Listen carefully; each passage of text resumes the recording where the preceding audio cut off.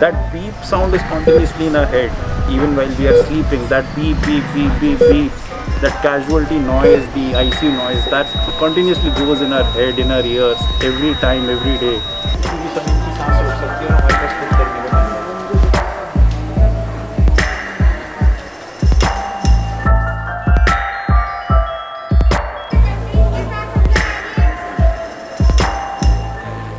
What job we are assigned is what is to be decided by God. Whom to be saved, whom not to be saved, and we are not made for that. We are just humans. And at this point of time, we are being told to do this.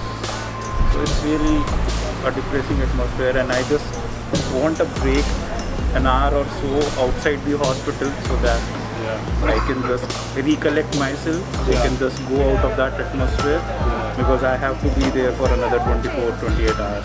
People are trying to manage their patients at home as far as possible. Other is some people are not understanding the extent of the disease. Maybe they are laymen. What else we can call it? My parents keep asking me what happened, how was your day.